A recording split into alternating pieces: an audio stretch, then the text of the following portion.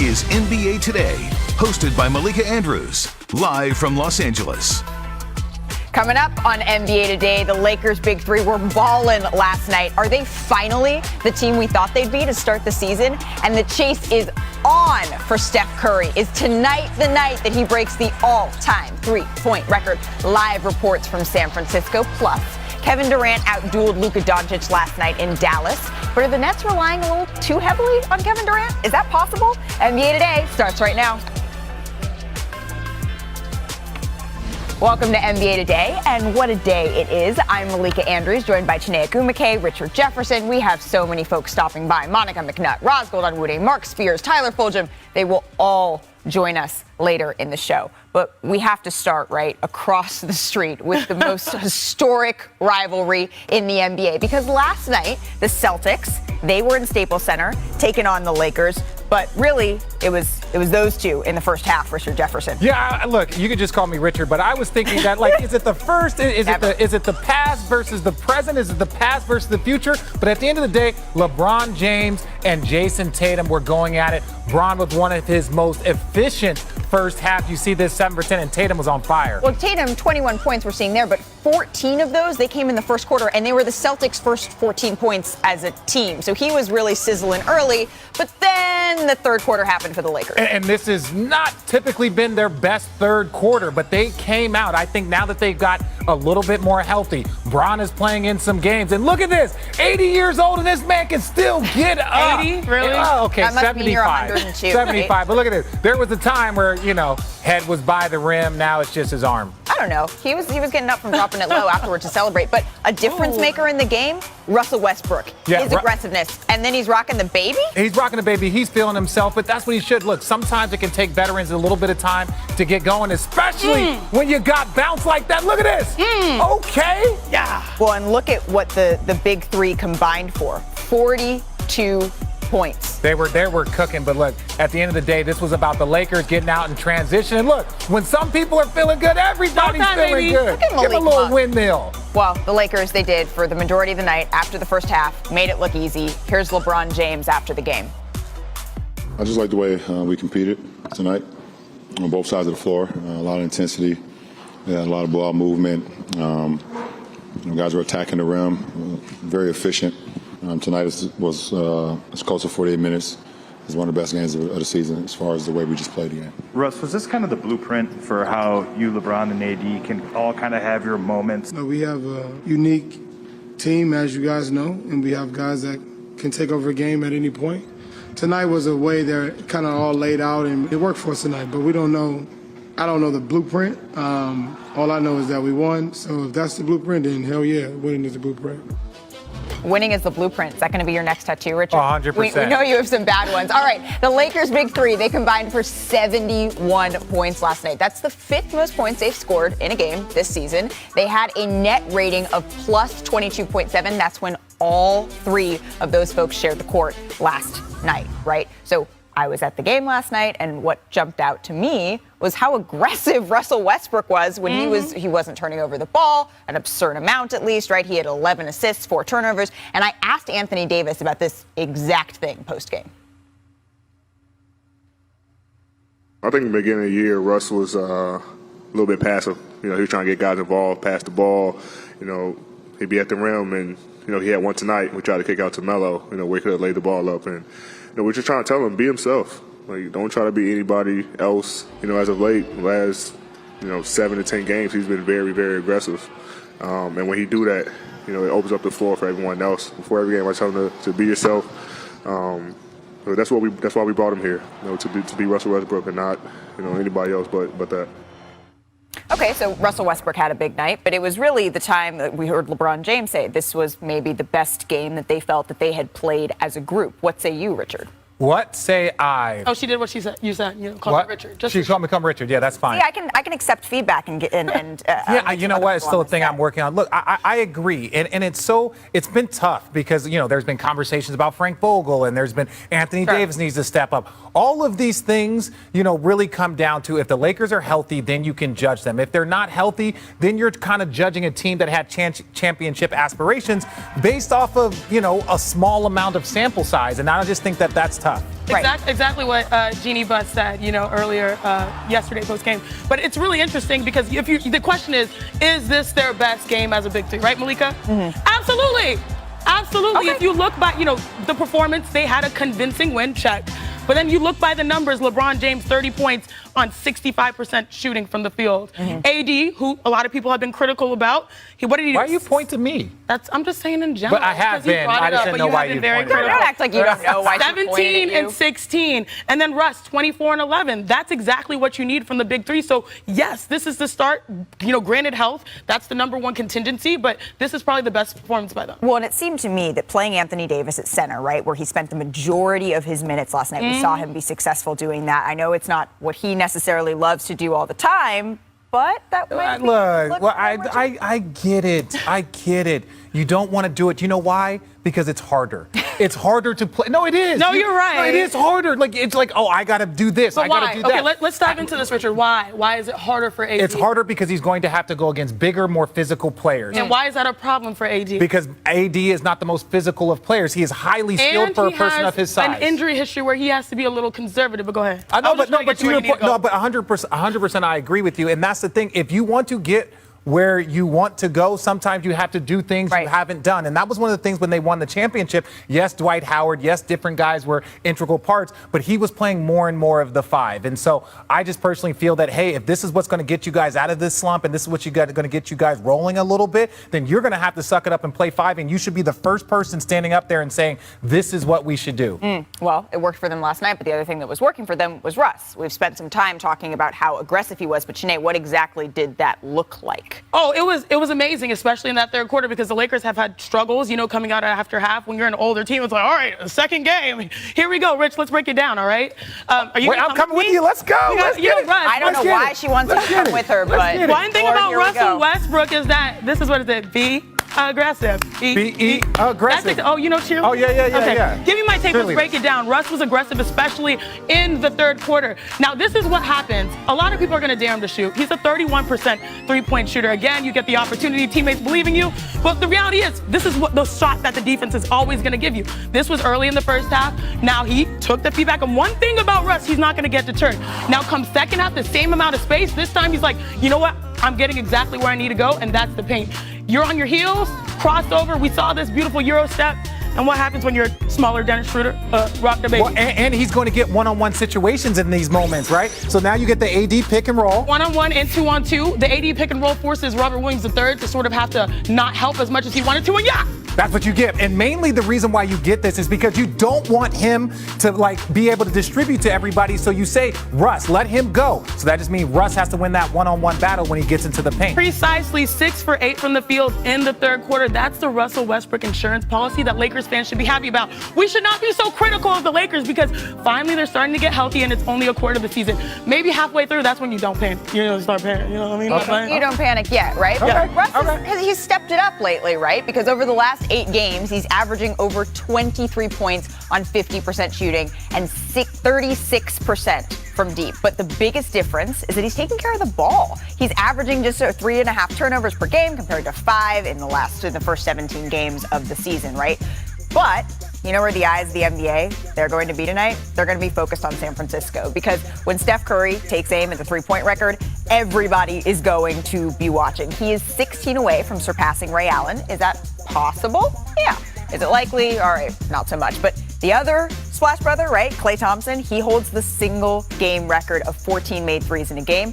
And these guys, they just go back and forth because then Steph broke that broke Steph's old record of 13. But if anyone can do it, if anyone can make 16 threes in a game, it's Steph. But if he's going to do it, he's going to need to shoot early, he's going to need to shoot often, and keep this in mind. The most threes he's ever attempted in a game is 22. Oh, to be at Chase Center. To be at Chase Center to watch the chase, that would be fun. But you know who is going to be at Chase Center? That is Miss Roz Gold Onwude, who's going to be working the sidelines of tonight's potentially record-breaking game. Thank you so much for coming in, Roz.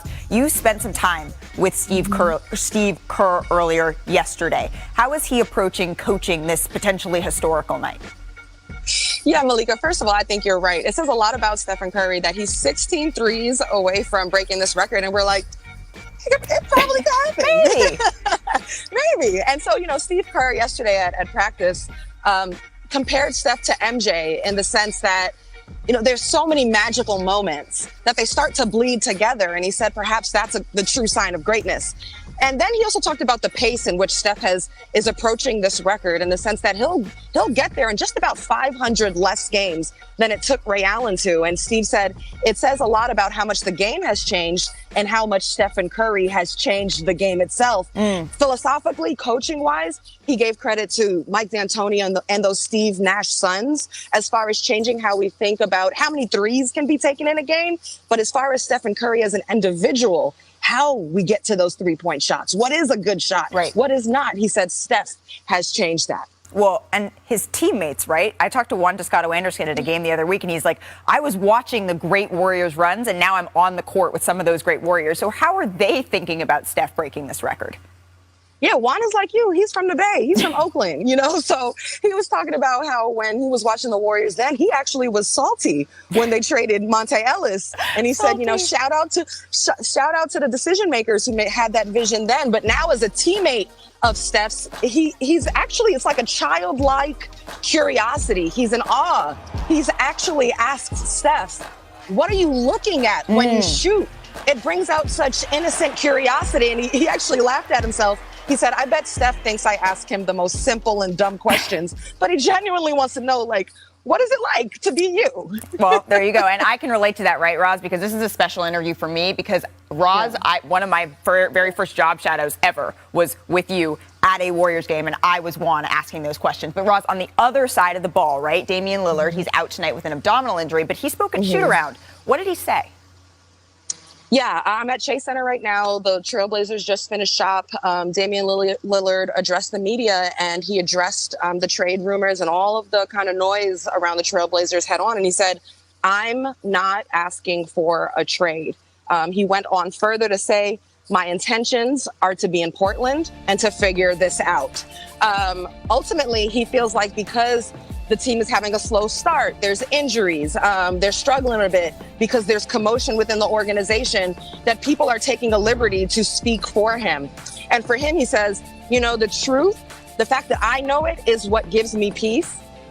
Speaking to Dame today, he said that, you know, he's in the office every day with Chauncey Billups, trying to find solutions. And he said, why would I be part of trying to find solutions if I'm planning an exit?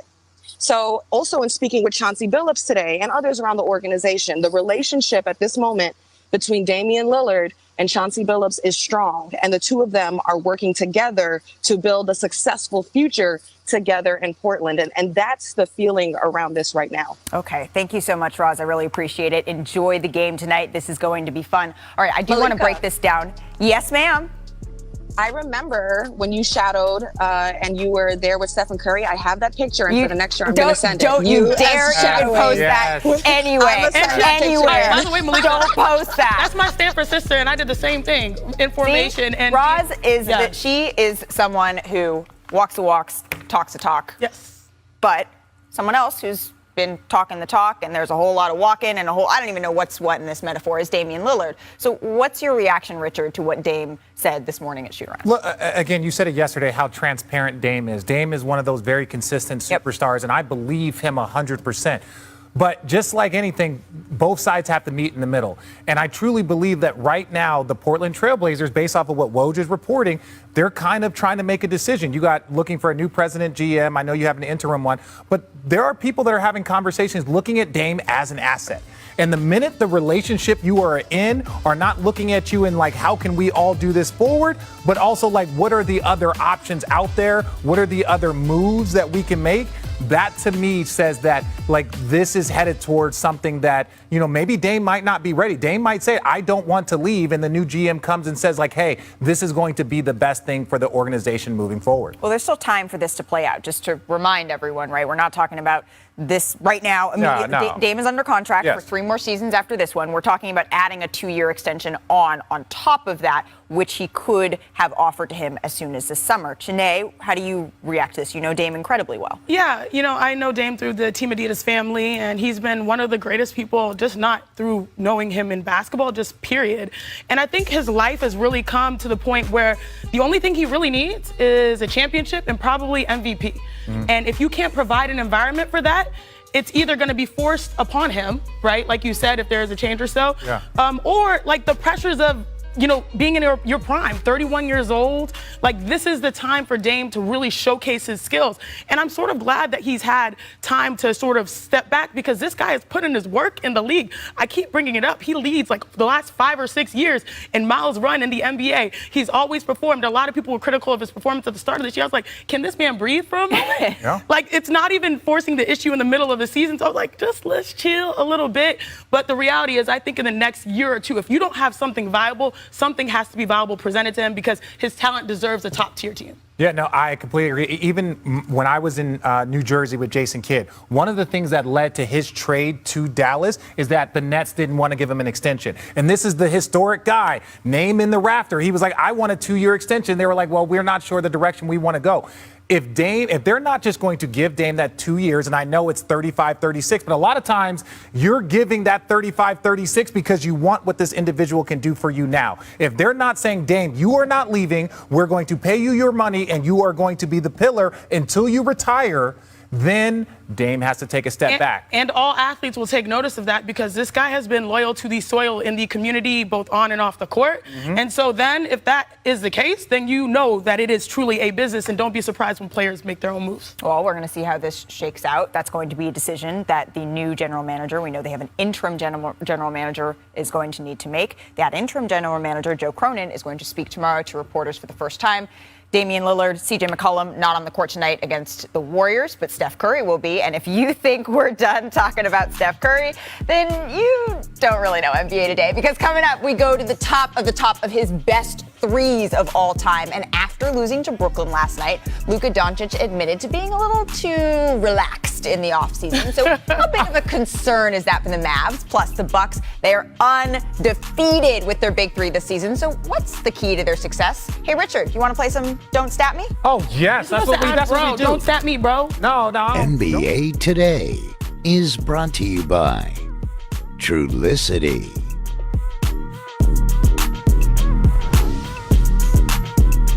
Welcome back to NBA Today. So we had a fun discussion in our newsroom this morning before Richard got here because Richard was late. But if you need a shot to win, if you need to win, Luka, KD, who's taking it?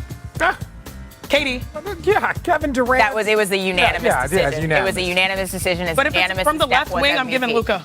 Give it to Luka. Okay, that's hyper specific, but it's a good thing we saw both of these guys in action last night, Richard. Look, Kevin Durant was doing what Kevin Durant wants. And look, we jumped to the fourth mainly because of this. Who can just lead their team to where they need to get? Love this. When Luka does that, Kevin Durant does. It's back and forth. And look, the Brooklyn Nets, they've been figuring things out. And look, James Harden is starting to get going. You can't, and Luka's looking around like, hey, you can't leave anybody open. I'm sorry, there's no help. But here, this final play, Luka gets the step back that he wants. Look, Nick Claxton, great defense. But there's the problem. Who do you leave wide open at the top of the key? They're going to keep floating around. And look, James Harden's kind of slacking. But right here, Tim Hardaway Jr. with the pump fake. And that's a shot he can make, but...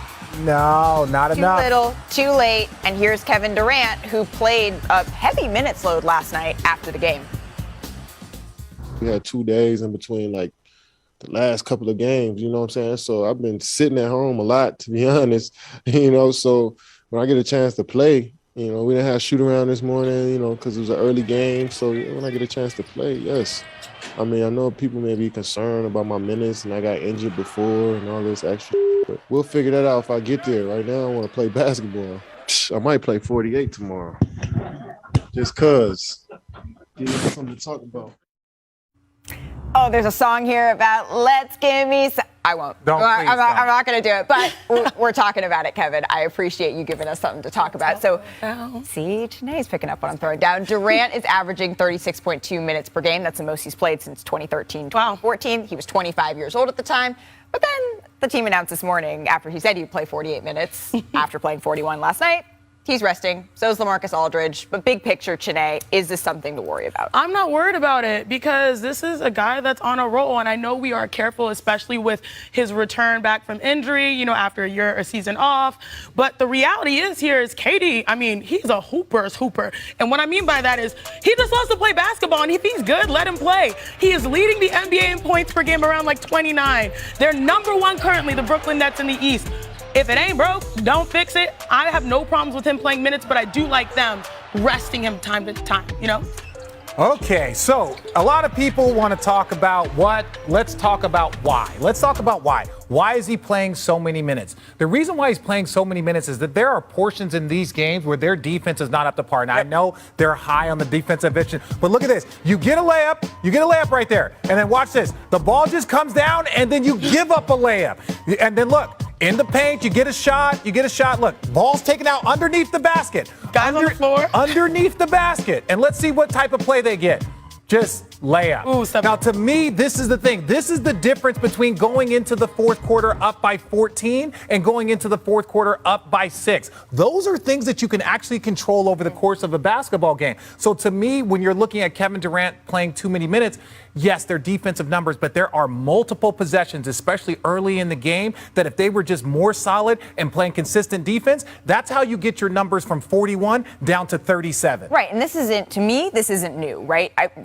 I was having a deja vu. We had this discussion last season. I remember asking Steve Nash game after game after game, are you concerned about the minutes? Are you concerned about the minutes? The minutes piling up. And he said, yeah, but what other choice do I have? Because I take Kevin Durant out of the game. Remember, James Harden was racking up minutes. I take him out of the game, and then look what happens out on the floor. This is the man who played a full 48 minutes. Yes, it was in the playoffs. Yes, it was in a pivotal Game 5. Yes, he had 49 points. But Hooper's Hooper, you kind of just got to let him figure it out. But on the flip side, Luka Doncic admitted that he needs to step up his conditioning a little bit, saying that over the summer he was a little bit relaxed and that it was maybe too much, and I've got to get back on track. So how much of a concern is that, Richard, for Dallas? It's a concern in this moment, but let's talk about big picture. There are great players, and then there are elite. Let's go down the line and look at great players over the course of basketball history. You have never questioned LeBron James' conditioning. You have never questioned Giannis's conditioning. You have never questioned Kevin Durant's conditioning. So when we're looking at great players, now then we start to wonder, okay, is he going to fall on the line of James Harden in that boat? Even Luka Doncic a little bit, or not Luka Doncic, Jokic, when he wasn't in great shape, but then he got in great shape, MVP. So to Remember me, that? The photos that were floating around. I'm just saying, to me, wild. Luka has to make a decision. Are you going to be a very good player, or are you going to be an elite player? And that starts with off-season conditioning. I think the one asterisk is that we're coming off of an abbreviated Olympic season in which he put the whole country of Slovenia on his back. And he alluded to that. It was a shorter off-season for me, and he wanted to rest. He's 22 years old. We know he will make that decision in due time. At this point, his usage is still up. His efficiency is not nearly as great, to previous seasons. But the reality is this guy's still producing. What did he have yesterday? 28 and 6 and 9. And so, yes, there's room for improvement. I think he's one of the most competitive players in basketball.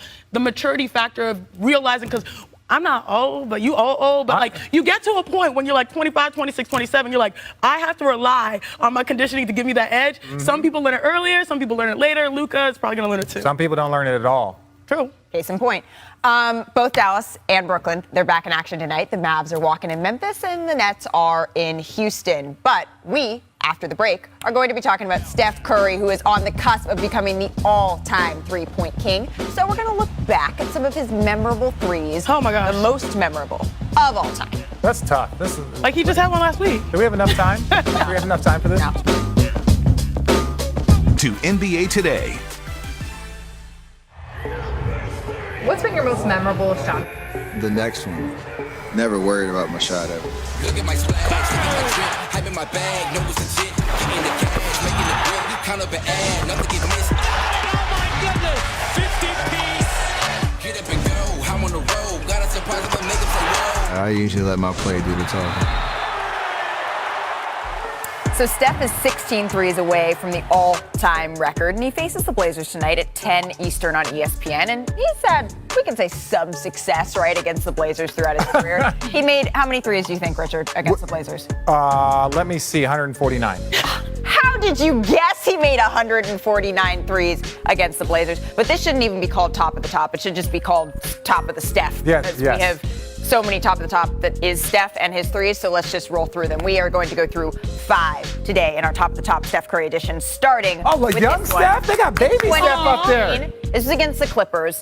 And remember, oh no. That baby face killer. You don't do that, people. Kids, don't watch this, kids. Do not watch this. Well, you have to remember that in 2015, too, in Oracle Arena, when LA used to come up, right?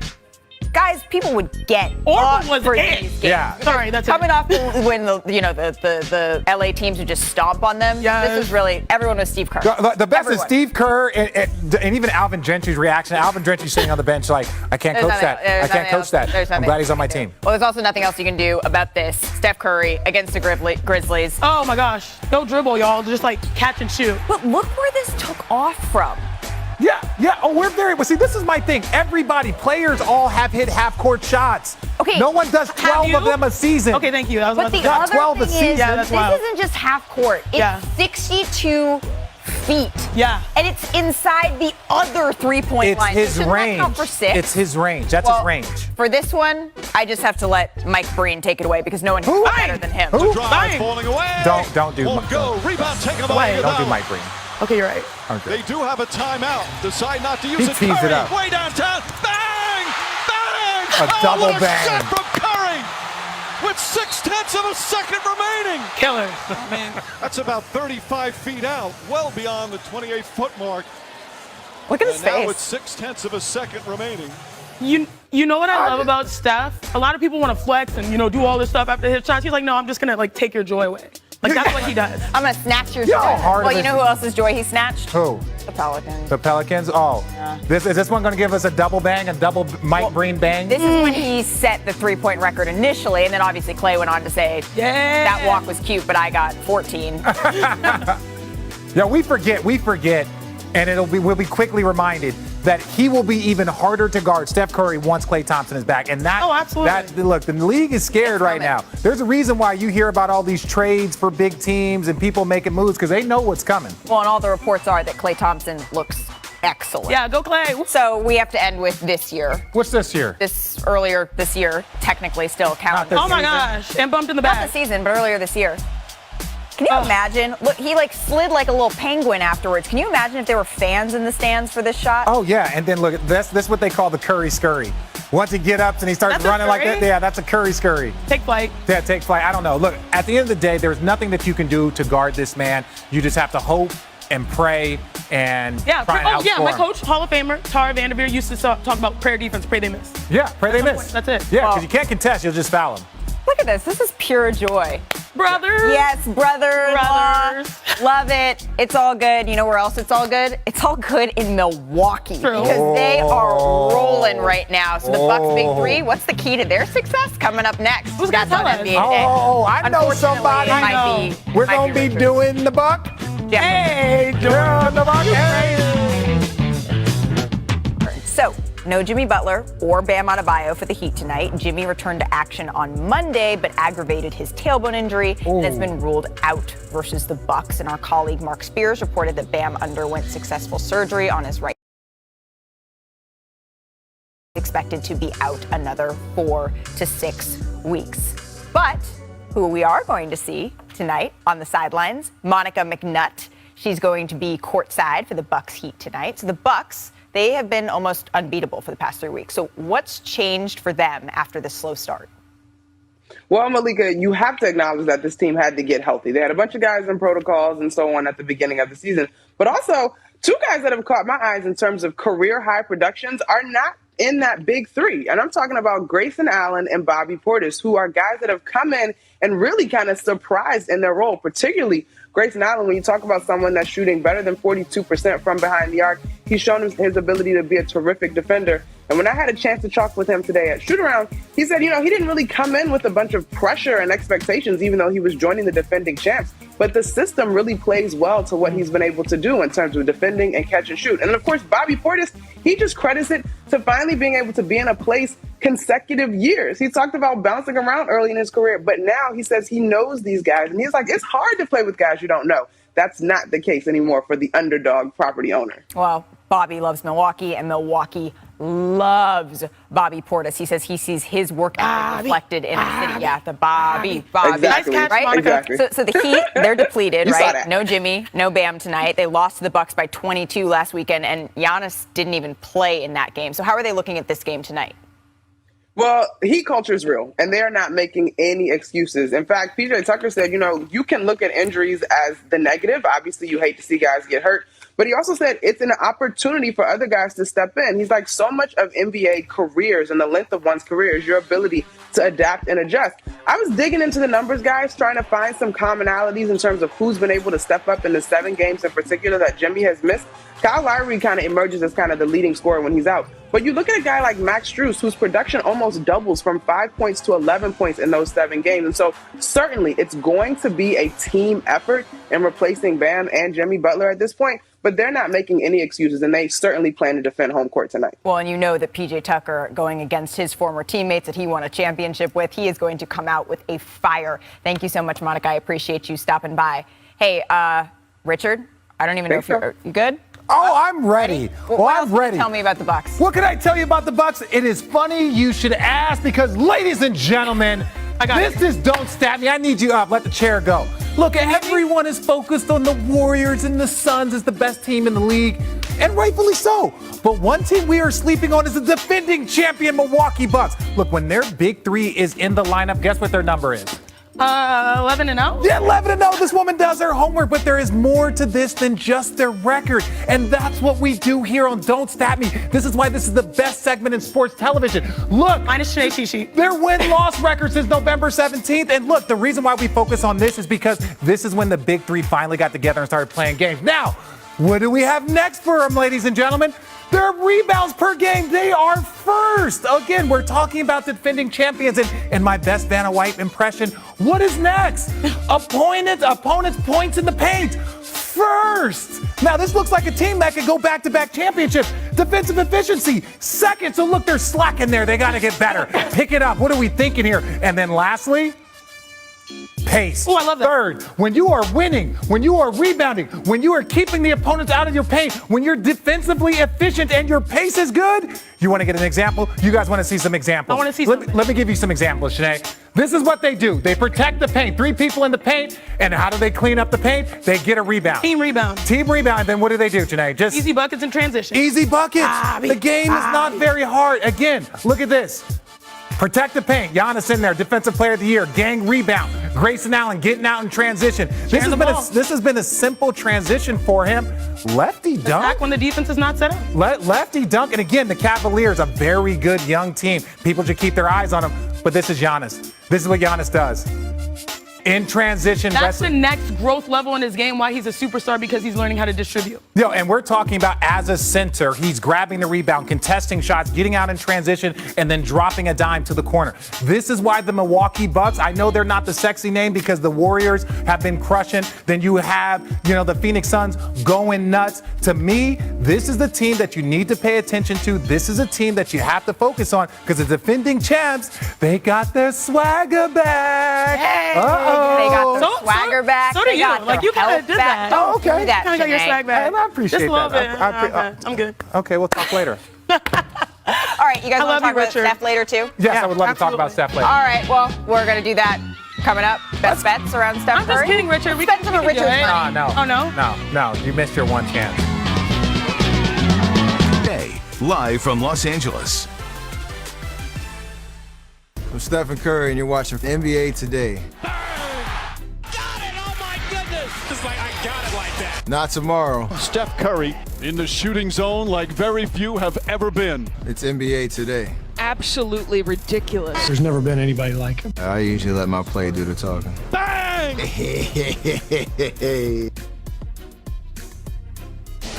You're watching NBA Today, but tonight you should be watching Steph Curry. And I have FOMO, but our friend, the undefeated Mark Spears, will not because he's going to be there and watch because Steph Curry is just 16 threes away from setting the all-time record. So, Mark, what's Steph's mentality heading into this game against the Trailblazers tonight? Well, remember when Kevin Garnett said, anything is possible, right? I was actually behind him. Steph said that 2 days ago. Anything is possible tonight. I tend to doubt it even for the great Steph Curry. He needs 16 threes to beat Ray Allen. In doing so, if he did that tonight against the Blazers, he would also be beating Klay Thompson's record of 14 in NBA history in a game. So there'd be a double historic night on Star Wars night here at Chase Center. The Blazers are also undermanned. Their starting backcourt is out.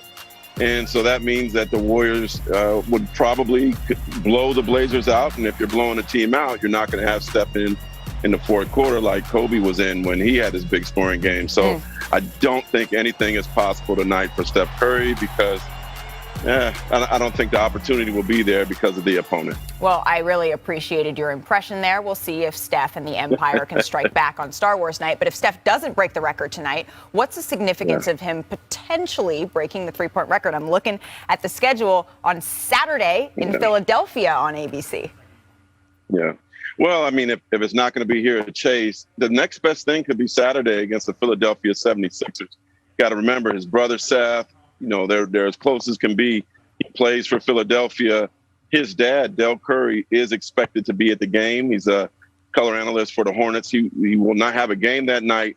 But I'm wondering, too, if it continues further, Del really wants to be there from what I've been told, and I think he would follow the Warriors around. Ray Allen is not expected to be in the building. His son is got a high school game, and Ray is actually coaching his high school team in Miami.